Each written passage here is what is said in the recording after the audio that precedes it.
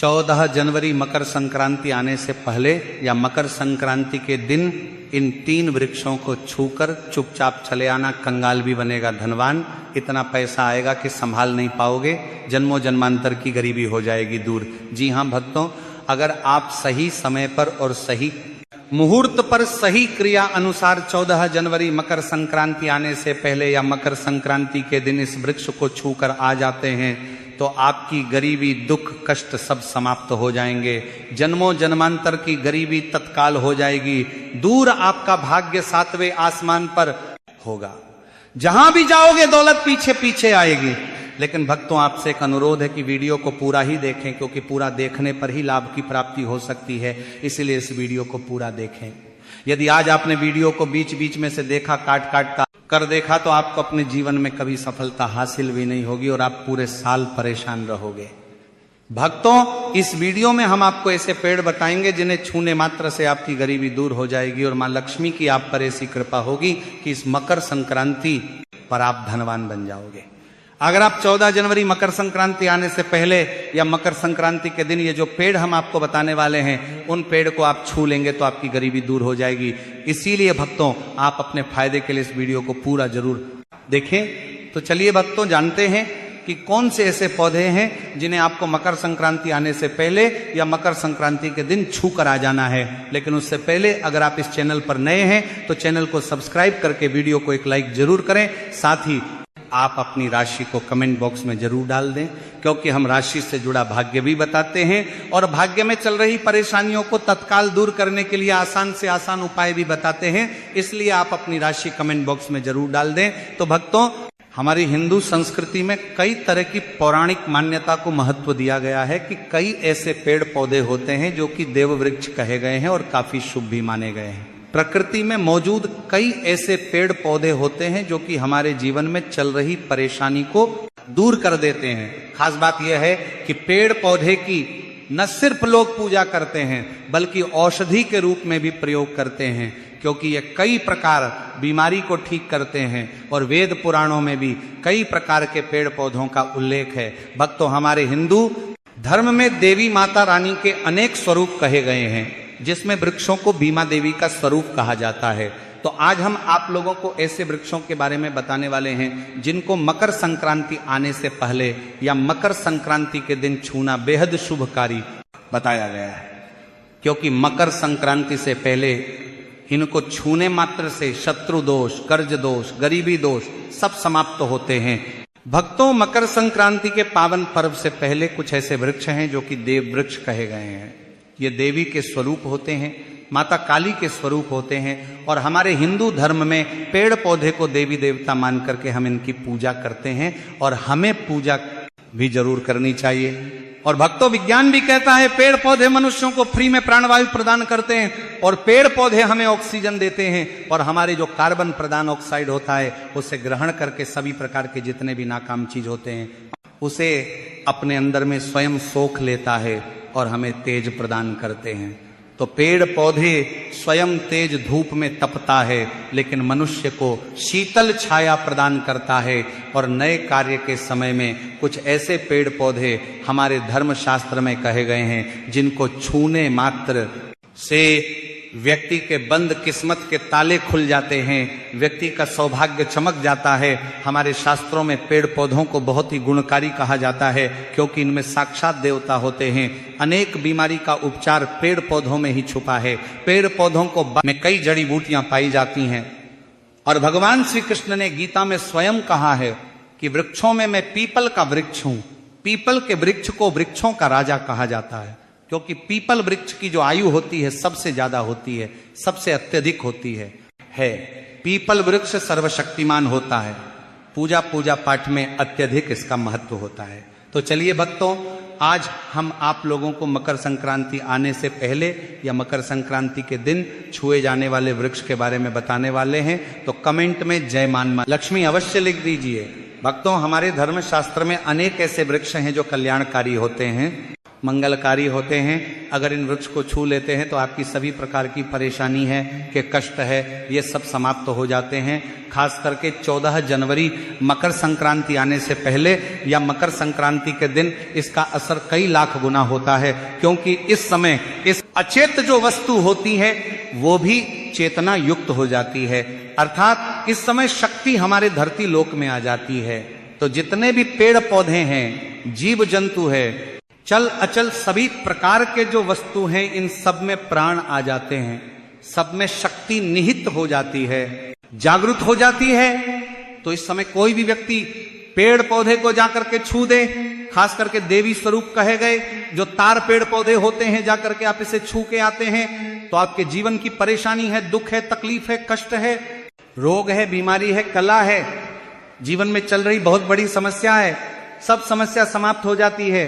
काल सर्प दोष, मंगल दोष, शनि दोष, राहु दोष तत्काल अपना असर दिखाती है और सब दोष खत्म हो जाते हैं। भक्तों, आज हम आप लोगों को 3 पौधों के बारे में बताने वाले हैं। ये तीनों पौधे देव वृक्ष कहे जाते हैं। वीडियो को ध्यान से देखना, अगर आज की वीडियो मिस कर दी तो फिर सारी जिंदगी आपको पछताना पड़ेगा, क्योंकि मकर संक्रांति ही एक ऐसा पर्व होता है, एक ऐसा समय होता है कि आपको लंबी पूजा पाठ करने की जरूरत नहीं, बल्कि केवल कुछ ही दिनों के भीतर में ही आप अपनी समस्या को, आप अपनी गरीबी को स्वयं अपनी आंखों से समाप्त होते हुए देख सकते हैं। मैं जिस देव वृक्ष के बारे में बता रहा हूं, ये सारे वृक्ष आपको अपने घरों के आसपास में बहुत ही आसानी से मिल जाएंगे। भक्तों, वीडियो में आगे की जानकारी बताने से पहले अभी तक कमेंट बॉक्स में जय माता लक्ष्मी नहीं लिखे हैं तो जय माता लक्ष्मी जरूर लिखना। तो भक्तों, कौन से ऐसे 3 वृक्ष हैं जिसे हमें छू करके मकर संक्रांति आने से पहले या मकर संक्रांति के दिन जरूर आना चाहिए। इसी के साथ भक्तों, हो सके तो मकर संक्रांति पर जितना ज्यादा हो सके देव वृक्ष की पूजा जरूर करना। भक्तों, देव वृक्ष में कई प्रकार के वृक्ष होते हैं, तो चलिए भक्तों जानते हैं कि कौन से वृक्ष को छूने से हमारी गरीबी मिटती है। पहला जो वृक्ष है यह है शमी का वृक्ष। शमी के वृक्ष को जगदम्बा का स्वरूप कहा गया है। जो शमी के वृक्ष हैं यह स्वयं जगदम्बा के स्वरूप है। इस पर स्वयं जगदम्बा स्वयं साक्षात विराजमान रहती है। और कोई भी व्यक्ति अगर संध्या काल में 14 जनवरी मकर संक्रांति आने से पहले या मकर संक्रांति के दिन इसके नीचे में धूप दीप जलाता है, धुआं दिखाता है, तो उनकी सभी प्रकार की परेशानी दूर होती है। शमी की जड़ में सिंदूर डालने से व्यक्ति को आरोग्य की प्राप्ति होती है। जो लोग लंबे समय से बीमार पड़े हैं, ऐसे व्यक्ति के जो घर में रहने वाले सदस्य हैं, तो वह लोग जो बीमार पड़े हैं उनके शरीर से 7 बार सिंदूर को उतारा करके शमी की जड़ में डाल सकते हैं, तो उनके रोग जल्दी ठीक हो जाएंगे। जो लोग लंबे समय से बीमार पड़े हैं या फिर आप बीमारी से बचना चाहते हैं, निरोग रहना चाहते हैं, तो इसकी जड़ में सिंदूर जरूर डाल देना। मनोकामना पूर्ति करने के लिए मैं एक मंत्र बता रहा हूं। इस मंत्र को बोलते हुए शमी के वृक्ष को छूना है। इस मंत्र को बोलते हुए शमी के वृक्ष को छूना है। आप तत्काल मकर संक्रांति पर इसका रिजल्ट देखना। जैसे आपकी जो मनोकामना है उसकी पूर्ति हो जाएगी, आपकी जो दरिद्रता है वह दरिद्रता समाप्त हो जाएगी। तो मंत्र कौन सा है?